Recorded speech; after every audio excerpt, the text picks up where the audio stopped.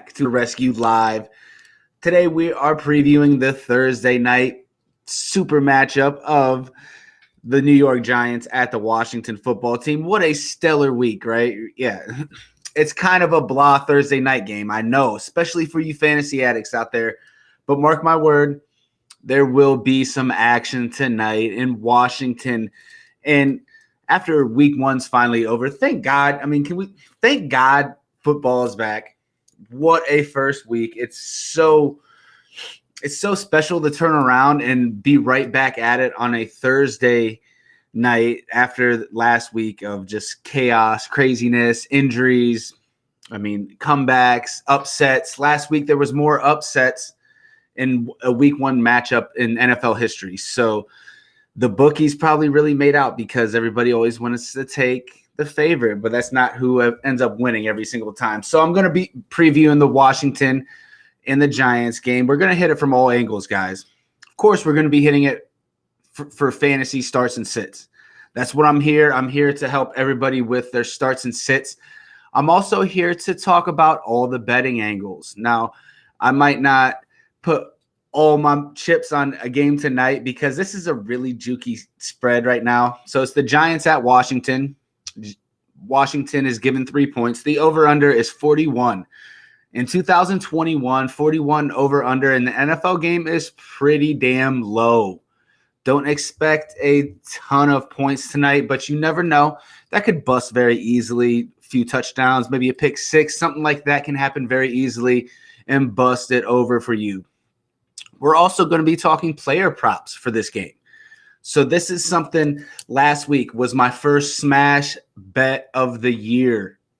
And it was Dak Prescott over 292 pass yards. Now, guys, he had over 300 yards before the third quarter was even over last week. So we smashed that before we didn't even need 4 quarters. So we went ahead and smashed that. So I'm going to give you guys my smash bet on the player props end tonight. We're also going to be answering any trade questions, any waiver wire questions, anybody out there that has a dynasty question or a Debbie question, even a college football question. I'm open. I'm listening. Hit my DMs, message on the stream right now. Get me your questions. I have some filed back away that people have been asking me throughout the week. We're going to get to those in a little bit, but let's focus in on this game from the betting angles. Like I said, it's Washington -3 over under 41. And to me, that's a very jukey spread, a very jukey game between two very jukey teams. Taylor Heinicke, he is now the starting quarterback for Washington football team. Ryan Fitzpatrick is out 6 to 8 weeks. Now, Heinicke came out last year in the playoffs, played a really good game against Tampa Bay, kind of a gutsy game. He went out there and he left it all on the field, and everybody really appreciated him for it. The Giants got exposed a little bit in the secondary last week. Teddy Bridgewater made them look a little silly. He was very on point, but I like Denver's pass game, and Washington does not have that type of game. So what is Washington going to do to move the ball up and down the field other than Terry McLaurin and Antonio Gibson? So I smell a Logan Thomas game tonight, guys. So he might be in the mix for my smash play of the week. Now, on the Giants side, I mean, a shit show of an offensive performance last week against the Denver Broncos. Ooh, Denver does have one of the best defenses in the league, even without Bradley Chubb. So I think they were set up to fail a little bit. Daniel Jones, it's your third year, bro. Offensive line is shitty. You're going to have to get the ball out of your hands quicker. You're going to have to hold on to the ball. If he can't hold on to the ball, then Chase Young and Montez Sweat they're going to run away with this game. Daniel Jones is going to have to hold on to the ball and get the ball out to some of these weapons. They bring in Kenny Golladay, who had a modest game last week, 4 receptions, around 60 yards. Sterling Shepard emerged as maybe his favorite in the slot. And Saquon Barkley, of course, I got like 10 Saquon Barkley questions already. Should I start or sit him? And it's going to be rough, guys. He's playing. He's on paper like the the most amazing running back in the world, but is he 100% healthy? Does he trust that knee? It didn't look like it last week, guys. Last week was against Denver. Now it's Washington. It's another terrible matchup for Saquon Barkley. So I did sit him in some leagues. So let's break down some of the player props, and I'm going to give my smash of the week, and then we're going to get to some starts and sits. So I'm going to go ahead and share my screen right now. So for everybody that can see this right now, this is the player props for for receiving yards. So you see Adam Humphries, 26.5, Antonio Gibson, 19.5. The Giants don't have a terrible defense at all. So I see this being very low scoring. I don't see a ton of big plays. It's a little bit scary, any of these overs or unders on these yardage props. And I'm going to stay away from them. I'm going to go over to my receptions board. So here we go. Adam Humphries, 2.5. Antonio Gibson, 2.5. Darius Slayton, 2.5. These are, you never know with the player prop. But if I'm going to put my money on anything, I'm going to scroll down to Logan Thomas. Now, who's the Washington team? Who are they going to get the ball to other than McLaurin in the pass game? I think it has to be Logan Thomas. Last week, I cannot believe he didn't bust over his 3.5 receptions. And I know you're going to say, hey, Zach, that's another full reception. He only caught 3 last week. The new quarterback is going to have to find someone other than McLaurin. The Giants are not going to let McLaurin beat them every single play.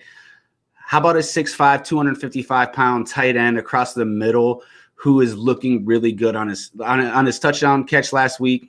Man looked amazing. He jumped over and made a fantastic play. I can't believe they didn't try to get the ball to him more. And watching the tape, Logan Thomas was open. So I think they hit the film room this week, and that's going to be my smash bet of the week. Over 4.5 receptions for Logan Thomas. Go ahead and smash it, and it's actually plus money. So it's plus 115. So $100 wins 115. Over 4.5 receptions for Mr. Logan Thomas. Go ahead and smash that. Now go into the rushing totals. There's a few I want to think about. I mean, J.D. McKissick under 11.5. They don't run this man. If they're handing the ball off, it's going to be Antonio Gibson. That was something I would think about for sure. And then Daniel Jones, 25.5. I think he's going to be running for his life a little bit. He sits back in the pocket for about 1-2 seconds, and he usually takes off. That's the biggest problem with Daniel, is he doesn't go through his full the whole field. He just doesn't. He doesn't go through. He can't anticipate his next read. If his first guy's there, he usually takes off, and it usually ends up with him fumbling the ball. And if Chase Young's coming around that corner and him and Montez Sweat, they're going to make you sweat, Daniel, because it's going to hurt when they hit you. So those are some of the rushing totals I would look at. But the smash bet, I'm going to say it one more time, guys. The smash bet is Logan Thomas, 4.5 receptions over. Go smash it and watch Washington utilize their 6'5" tight end. So I'm going to get into the questions, guys. We'll go back to some player props. We'll get into the daily fantasy. But what I'm here to do is answer start and sit questions. So some people have hit me up throughout the week, so I'm going to get to them first. And then we're going to get to some people that are on my chat right now. So let's get it in. And it starts with probably the biggest question of the day. Should I start Saquon Barkley? Should I start Saquon Barkley or Elijah Mitchell, the 6th-round rookie? The 6th-round rookie out of Louisiana, or Saquon Barkley? Could you imagine this question last week? No. And my first thought was you start Saquon. But that's not the right answer. It really isn't. Saquon is going to be in a timeshare today. How are they going to use him? You don't know. And it's a top 5 defense. So I'm benching him for Elijah Mitchell. I'm starting Elijah Mitchell over Saquon Barkley. And as a Saquon Barkley owner, and I own a bunch of shares, I got some in redraft. I got some in underdog. I got a ton in dynasty.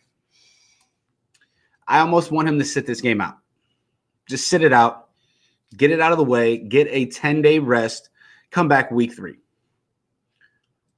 I don't think they're going to do that. Giants need a win. We definitely know that head coach needs some wins coming his way because we all know that New York seat gets a little hot, a lot faster than some other places. Saquon Barkley, man, don't get him hurt. Don't get him hurt tonight. That's what I want. I'm starting him in a few spots where it's like him or a wide receiver or something, like in my flex, it's not in my flex, but it's going to be a situation where am I starting him or like a Darnell Mooney type, and of course I'm going to start him over Darnell Mooney or a wide receiver along those lines, Michael Pittman or something like that. But if you have a legit running back, sit Saquon Barkley. It's tough, guys. You spent a lot of capital on him, and hopefully there's better days. But today, I would not bankroll almost anything on Saquon. We just don't know the workload he's going to get, how he's going to look. And like I said, man, I almost want him to just go sit out and come back week 3 ready to be the Saquon that we know. So, again, start Elijah Mitchell over Saquon Barkley, and God damn it, that hurts, guys. So my buddy Luke, he messages me and says, pick a tight end out of these 4 guys. I know it's kind of a loaded question. PPR, Mark Andrews, Gronk, Noah Fant, or tight end Johnson from the New Orleans Saints. So Gronk, what he did last week was amazing. Don't expect it this week. I think they showcase him in these big primetime games, and then they're probably going to go a different route, especially if they get a big lead on Atlanta. So Gronk is out of the question for me in PPR. Mark Andrews is so touchdown dependent. So he would be most likely the highest ceiling of these guys. I think Noah Fant has a little safer floor. Without Jerry Jeudy there, Noah Fant looked like a superstar ready to emerge last week for the Denver Broncos. And I think him and Teddy got a little something going on. I think Teddy trusts him, and who wouldn't? He's built like Antonio Gates. He runs a 4.5. I think he's improving those hands. In and out of routes, much better. Noah Fant would be my start, even over Mark Andrews, because Mark Andrews is just so touchdown dependent to me, even though they're probably going to need him. I think Mark Andrews has a higher ceiling. If you need a ceiling play, I think Fant is a more safer play. So the next question is PPR. Sterling Shepard, Tim Patrick, James Robinson, Manny Sanders. That is a great question. That's a tough one also. So Sterling Shepard came in and looked like the man for Daniel Jones last week that he trusts in the slot on third downs when he needs to make a throw. Him and Kenny Golladay are still kind of getting it together. I think they're going to focus a lot on Washington to stop Kenny Golladay. Sterling Shepard is a very safe play to get me 5 receptions, 60 yards, maybe a touchdown. What you're looking for in these type of situations is who's going to get me 10-plus PPR points. Who can I guarantee gets me 10-plus points?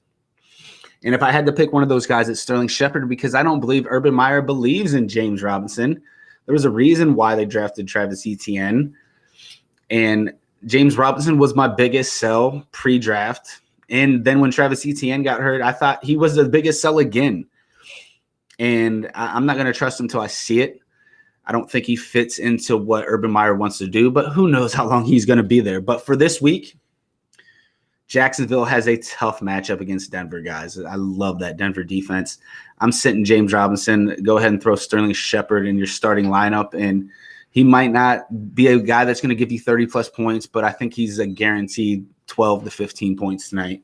He's about my favorite player on the daily board. On daily fantasy football, he's probably my favorite, most safe play. Sterling Shepard. Get him in your lineup. More than likely, he'll probably be hurt in 3 to 4 weeks, so may as well get him in your lineup when you can before he gets hurt. So I have a waiver wire question. My man is thinking about dropping Kirk Cousins for one of the quarterbacks on the waiver wire, and I'm going to tell him a big no. But there's some guys like Big Ben, Matt Ryan, David Carr, Jared Goff, Teddy Bridgewater. No, you're not. You're not cutting Kirk Cousins for any of those guys because he's going to have a smash matchup this week. I know the Cardinals played the Titans very well last week on defense, but I smell a shootout between Arizona and Minnesota. Kirk Cousins has the weapons. Dalvin Cook is healthy. Jefferson's healthy. Thielen's healthy. All these guys are healthy. The offensive line's looking good, even though they took an L last week. I believe that offense is going to hit the ground running this week against Arizona. And Arizona, everybody's been patting them on the back a little bit. So do not expect them to just come in and just shut Minnesota out. It's not going to happen. I smell a shootout, and I love quarterbacks and shootouts. Kirk Cousins is a top 10 play this week. He's my favorite quarterback on DraftKings at his salary. I believe it's $6,200. We'll bring that up here later. Kirk Cousins is a smash bet or a smash play this week. Go ahead and keep him in your starting lineup, and you're not cutting him for any of those scrubs on the waiver wire, even though Carr just led the league in passing and everything. I think he's going to have a much tougher time in Pittsburgh this weekend. So keep Kirk Cousins, man. Be happy you have him. He's going to have a big game. Mark my words on that. So I have a triple question. Tyson Williams from Baltimore, Elijah Mitchell, Saquon Barkley, Melvin Gordon. That's a tough one. I need two of them. So first of all, Baltimore playing Kansas City, which is their kryptonite. I don't see a big rushing game from any Ravens running back against Kansas City. They're going to be trying to match punch for punch in the pass game. Lamar is going to be doing everything. Go ahead and sit Williams right off the bat. So Elijah Mitchell, we already know I start him over Saquon Barkley, so Elijah is a start. I know it's hard to trust Kyle Shanahan and his running backs, but, I mean, he got the workload last week. Mostert came out, and it's not like Hasty was taking his carries. Obviously, they like him better in Sermon. Sorry, guys. Sermon ain't fucking happening this week. It's not. It's Elijah and Hasty and Sermon. We're not sure. But I start Elijah Mitchell over Tyson Williams. Saquon or Melvin Gordon. Now, against Jacksonville, I think that's a money matchup for Melvin Gordon, even though Javonte's there. I think him and Javonte both get in the end zone. I think they both score 15 to 20 points. I'm not so sure about Saquon. So, yes, you're starting Melvin Gordon and Elijah Mitchell over Saquon Barkley. It's crazy. It's crazy, guys. And like I said, for Saquon Barkley owners, you just wish they'd sit him. Let him sit this one out. Announce it. Let me get him out of the couple lineups I have him in. Sit Saquon. You're going to ruin this guy's fucking career right in front of everybody when Chase Young comes across the middle. It comes across his face, man. It's going to be ugly. Sit Saquon for Melvin Gordon and Elijah Mitchell. And I'm not going to say it's going to be a complete smash because Melvin Gordon is in a timeshare. But against Jacksonville, y'all, it's going to be a nice matchup for both the running backs in Denver. They're both in my top 24. Like, I smell a touchdown for both of them. Maybe Javonte maybe they work him in a little bit, but Melvin showed he still has some big boy speed. Took a 70-yarder last week. So I like that Denver team this week to blow Jacksonville out, and it's going to be behind those running backs. Third and fourth quarter, they're going to be pounding the ball. All right, let's get to the chat questions. So anybody that's already put up a question, thank you for waiting. I'm going to pop them in and out as fast as I possibly can, and keep them coming, guys. Seriously, keep them coming. I'm here till at least 8 o'clock. So, first question, my boy Russell, full PPR. Lineup is Herbert, Hopkins, Corey Davis, Justin Jefferson, CMC, Eckler, and Kelsey. Nice lineup. Need one for flex. Elijah, Rager, or Fournette. It's definitely it's a weird situation in Tampa. Ronald Jones fumbles. doesn't get another play, but the coach comes out and announces he's the starter this week. So he started last week, and Leonard Fournette, outsnapped him by more than 2-1. So take it for what that's worth. Fournette is going to have a pretty good game. I think Elijah Mitchell has a higher ceiling in this offense against Philadelphia for the 49ers. He's the perfect back for Kyle Shanahan. He reminds me of Mostert without like the spaghetti noodle ACLs and kneecaps. And I'm sorry, I know his wife's calling people out on Twitter and social media left and right. Don't personally message this guy. I mean, you're allowed to bitch to your friends. You're allowed to, vent. I mean, we talk about fantasy football for months and months and months. And then, when a player goes out in the first quarter of the first game and you had him in your starting lineup, you get a little pissed. Yeah, don't fucking message this guy. Don't message his wife. It's so stupid. I don't know anybody that does that. Seriously, get a life. But anyway, Mostert has spaghetti noodle ACL. So that, I don't know. His wife can DM me all she wants. Anyway, where was I going? So, yeah, Elijah Mitchell is the perfect clone of Raheem Mostert with the speed, with the size, with the vision, the ability to get to the outside. And when he gets to the outside, he hits another gear. And that's what makes this offense so explosive. And I think that's why he beat out Trey Sermon. The worst thing that ever happened to Trey Sermon was them drafting Elijah Mitchell 3 rounds later because he fits this offense perfect. There's always a little bit of bad juju starting Kyle Shanahan running back, so you get a little scary, but go ahead and give me Elijah Mitchell over Rager and Fournette, and I'd be pretty excited to start that lineup this week. So let's get to the next question. He looked really good in the playoffs. Big fan of Washington football team. That's not a question. That is just a statement. Thank you for stating that. All right, let's go down. Hey, bro, PPR. I need a wide receiver. Shepard, Ayuk, or Crowder. You're not starting Ayuk. I'm telling you that. You're not starting Crowder. So that's a smash right now. Richard, thanks for bringing in the question. That's a smash. Get Shepard in your line right now if you haven't already. Like I said, he has a very safe floor tonight. Give him 5 receptions easily, about 50, 60 yards, maybe a touchdown, maybe more. But he's a lock to get you over 10 points tonight, and those two guys aren't a lock to get you any points. So Crowder is coming off COVID, and the Jet situation's very scary. Ayuk didn't get almost any playing time and no catches last week. So start Shepard and be pretty happy about it.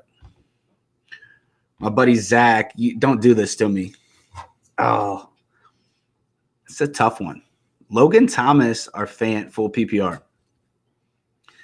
First off, nice drafting, getting 2 stud tight ends. Now you have to decide who to start each week, Zack. Seriously. That's the one thing. You're going to give yourself a headache every week trying to decide between the two of them. Now, the thing of it is, I like them both this week, so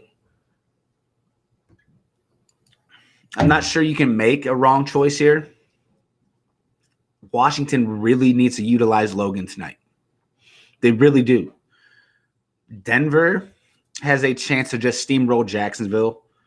Fant has a high ceiling just because of the athletic ability, and I love the way Teddy Bridgewater looked last week. I think Logan Thomas is the play here. Washington needs him more than Denver needs Fant to produce. It's very close, man. Those are 2 top 10 tight ends easily this week. And I'd like to see who you have in your flex, just because might be a chance, depending on the league, that you might actually want to flex one of those guys. So great question.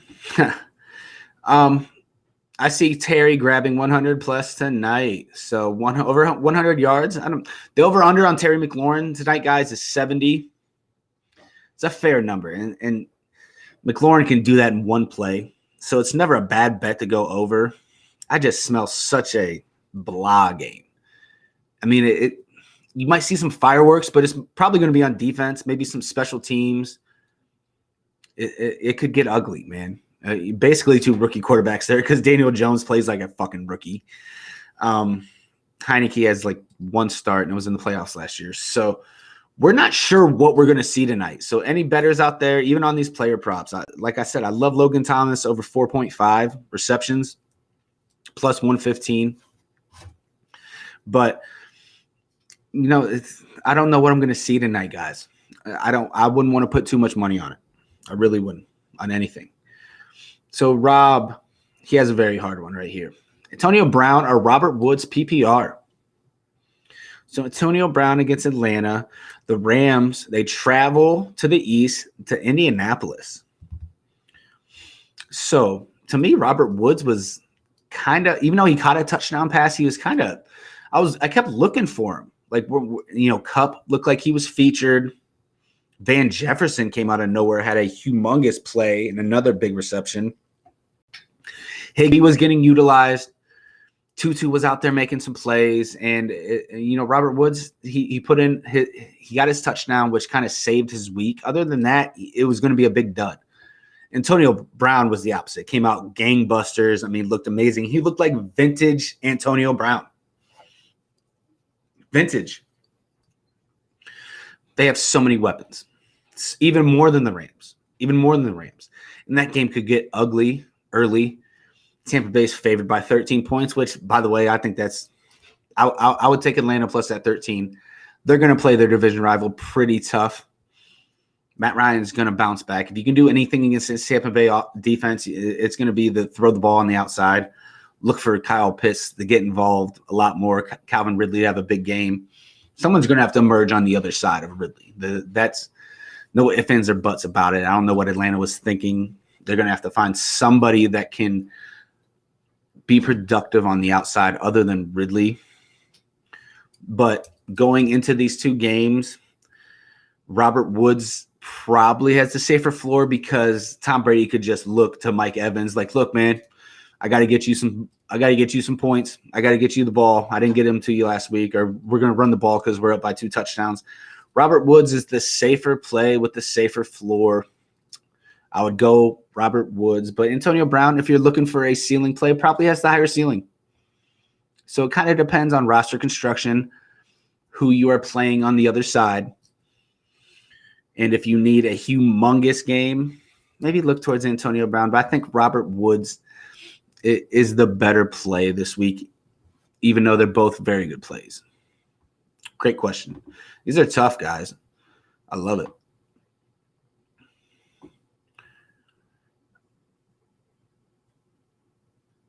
That's hilarious. So somebody asks, Shepard's going to go off tonight for me.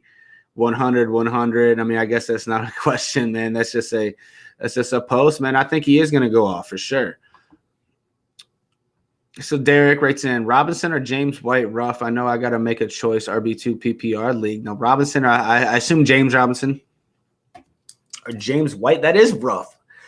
That is rough. That's like the opposite of Zack earlier with the 2 top 10 tight ends. These are 2 tough decisions. James White seemed to be right back in his old role last week with Mac Jones as the third down back. A few carries here, screens. I mean, James White was kind of nice against the Jets. I don't see a ton of scoring for New England yet until I see Mac Jones being able to open it up a little bit.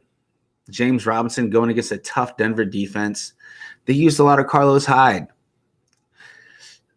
That's a tough decision, and I'm going to have to lean towards James Robinson just because he might get the weighted touches of being down by the end zone.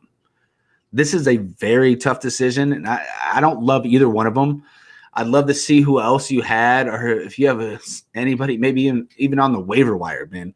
These are 2 bottom barrel plays that I don't. If you get 10 from either one of them, you should be happy. So I'd go James Robinson just because he has a little higher ceiling. I don't love either play. Oh, who's Ryan? What's up, Ryan? I smell a blowout like Bama and Miami. My man, Ryan, you're more than welcome to come on this show anytime and talk college football with me, big dog. Bring it on. Yeah, Alabama whooped that ass. Ain't no ifs, ands, or buts about it. Good thing I had zero expectations. Bama's on another level right now. Hopefully we get back to that, but I don't know if anybody's on Bama's level this week. Anyway, fuck you. Straight up. So let's go down a little bit. All right. Someone asked. So I'm in a 12-team super flex, 3 wideouts, 2 flex spots. I have to play Sterling Shepard or Kenny G. Which one? Kenny G, I bought left and right this offseason because his price was so cheap in Dynasty. And he has much bigger ceiling right now. A much higher ceiling in this game than Sterling Shepard does. I think Sterling Shepard has a better chance to get you like 12 points. Kenny G has a much better chance to give you 20, 25. And at the worst, I think he's going to get you like 3 for 50. So go Kenny G over Sterling Shepard, even though Shepard he's a very safe play tonight. You're starting Kenny Golladay over Shepard. I'm pretty good with that. Like I said, Shepard seems to have Daniel Jones' eye, but so does Kenny Golladay, and he's going to be the big play guy that get the ball down the field and who they're going to look for in the red zone and on third downs. And when they need a big play, they're going to go to Kenny G. Shepard just is kind of the guy in between the 20s, the move down the field. And I mean, he's nice and all. And like I said, I said earlier, Sterling Shepard, he seems to get banged up almost every other play. So go Kenny Golladay, and I'm pretty confident about that one. That's the ceiling play. Probably, at worst, be within a few points of each other, but Kenny Golladay has such a higher ceiling. I like this question already. Fuck one, marry one, kill one. Robbie Anderson, Odell, Darnell Mooney. Oh, man. So, who are you fucking? Definitely, I guess this is for season long. You're killing me. Odell, Darnell Mooney, Robbie Anderson. If I had to rank those for the rest of the season, man, I guess you got to go Robbie Anderson, Darnell Mooney, Odell Beckham as we stand right now. We don't – if Odell wasn't ready by week 1, and when is he going to be ready? It's scaring me, guys. And then they just ruled him out for week 2. Odell's – I'm not trusting him at all. I think Mooney's going to step up and have a big week this week, and he's going to emerge throughout the season, especially when they get Justin Fields in there. Go ahead and kill off Odell. Fuck Darnell Mooney, marry Robbie Anderson. Oh, you're killing me. Season-long outlook on Amon-Ra St. Brown. Now, I didn't see too much of that game because it was terrible at first. They made some plays happen at the end, and that's fine and dandy and all. I believe they're going to be using him more going forward when he learns more of the offense, when he gets his feet under him. In redraft, I can't be too excited about him until I see him. I picked him up as a late flyer in a few leagues, but I already cut him. I already cut him in one league, so I tried to make a different play. I'm not too excited about him for the rest of the year, but I do like him in Dynasty. I think he can still do some things. All right, what is your thoughts on DeAndre Swift and Jamal Williams? So I loved how they used DeAndre Swift last week in the pass game. I think that's not going away. DeAndre Swift is going to be used in the pass game every fucking week, and it's going to be beautiful for Swift owners.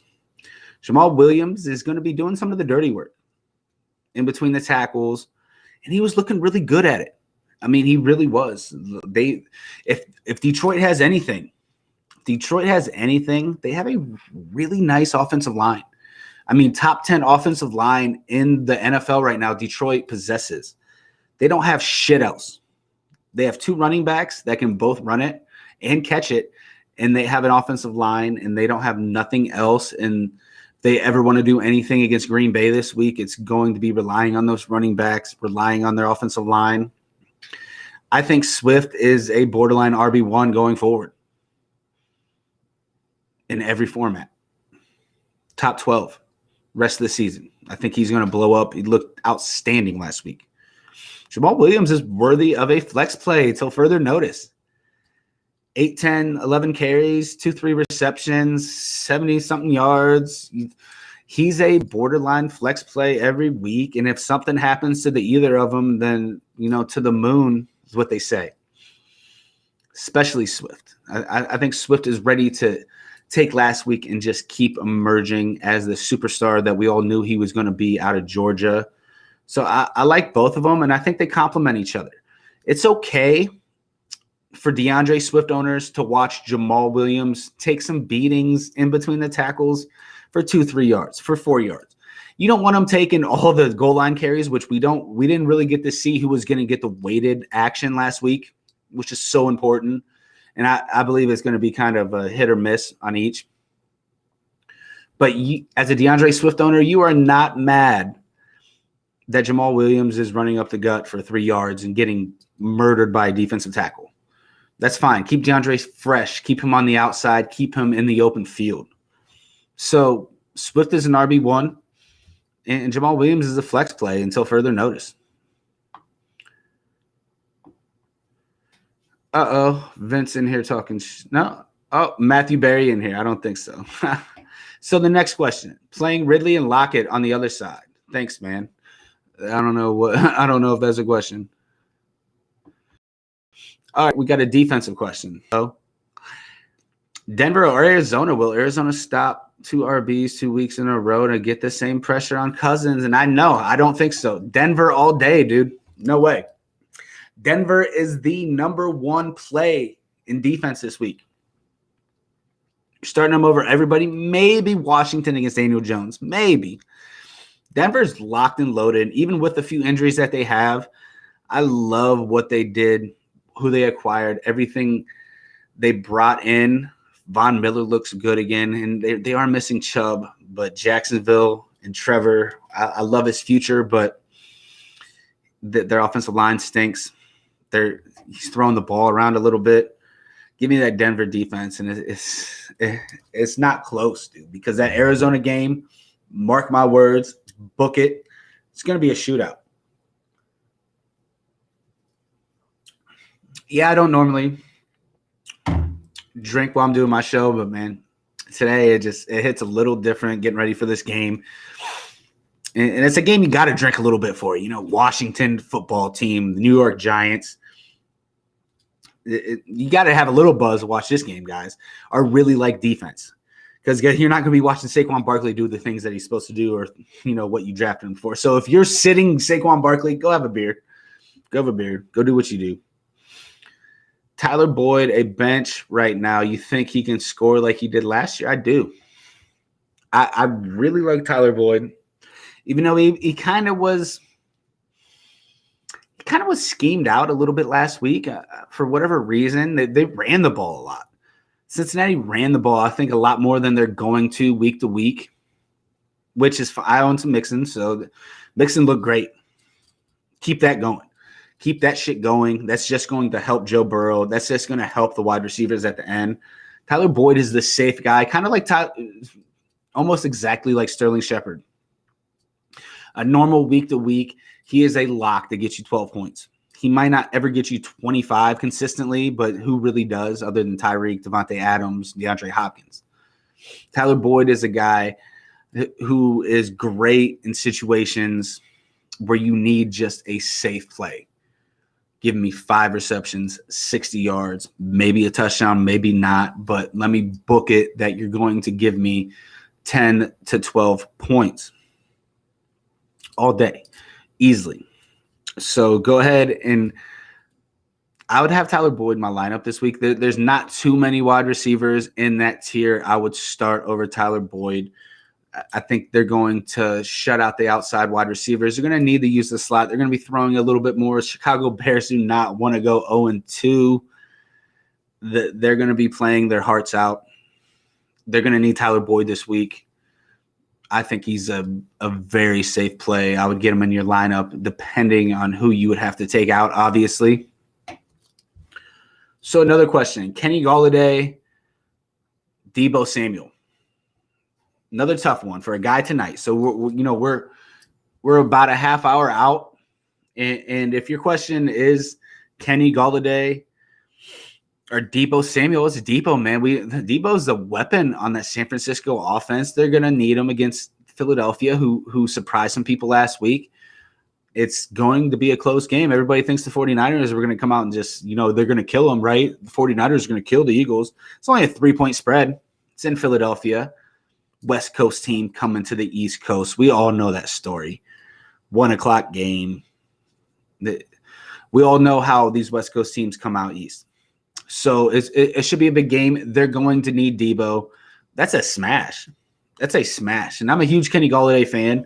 But it's a smash, Deebo Samuel over Kenny Golladay. It's really not even close. So, another one, Kenny Golladay or Jarvis Landry. Now, that one's a little harder. And I know Odell's sitting out, but the Browns are a 13-point favorite against the Texans at home. This could get ugly very quickly. I think the Browns, they got stung. They're pissed off a little bit.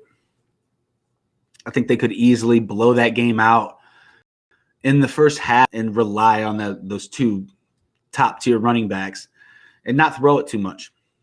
So if Jarvis is going to get his points in this game, it's going to have to be early. Kenny Golladay against this defense with his quarterback, you got to lean towards Jarvis. But it's not a smash like the Deebo was. It's not a smash, guys. Kenny Golladay could have his big emerge game tonight.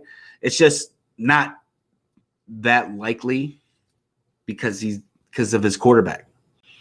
Jarvis could easily have a smash game, but it'd have to be in the first quarter because they're going to be blowing him out probably by halftime. So give me Jarvis.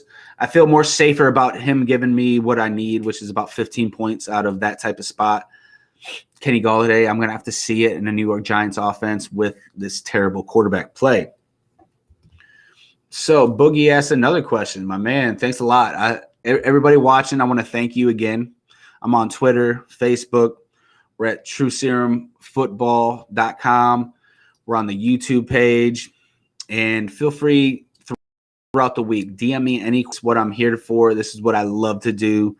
Any questions, any trade questions, waiver wire, hit me with betting props, player lines, everything like that. Man, I'm always down to talk football with anybody that wants to talk football. This is what I am here to do. It's what I love to do, guys. So thank you for watching right now. And, thanks for shooting me the questions. And I hope I can help you to the best of my knowledge. So Boogie asks, I got Jarvis, Diggs, Waller, and Ian Thomas. So it's hard to start him. What type of questions is that? I think you're going back on what I said earlier.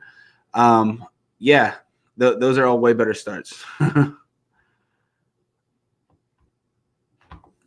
So what's Vince say? I heard that NFL Network start sit comes from roster rescue. Watch further questions in this chat. Man, Vince, come on, you're making me blush, man. Stop. That's crazy. Ken, what'd you say? He says Chargers 27, Dallas 20. Ooh, that's getting into the week a little bit. I could see that easily. I could see that easily. Dallas just lost DeMarcus Lawrence. Their best pass rusher by far. Not even close. Not even fucking close. Chargers coming off a big win. Dallas coming off a huge loss. Couple of days rest. This is an intriguing game. The Arizona-Minnesota game and the Chargers-Dallas game are my two favorite games to probably watch this week, minus Baltimore-KC Sunday night. So I see a higher scoring game than that. I'll give you that. I'm not going to say who's going to win and who's going to lose. I'm going to call the over, which I believe is 51. If I can look that up real quick. I believe it's 51. If I would lean anywhere, it would be over on that. Shit, it's actually 55.5. So that's a lot of points. I think it's going to be more than 47 points. So I think it's going to be a great game to watch. I think it's going to be very good for fantasy owners. You're Justin Herbert, Dak Prescott. You're show me the money there. You're going to give me the fantasy points all day. Keenan Allen, CeeDee Lamb, Amari Cooper. These guys are going to eat. And you might even see Ezekiel Elliott finally eat. Seriously, you might finally see this guy eat. We haven't seen him eat in seems like years. I think you're going to see a bounce-back game. Zack Martin's back for Dallas.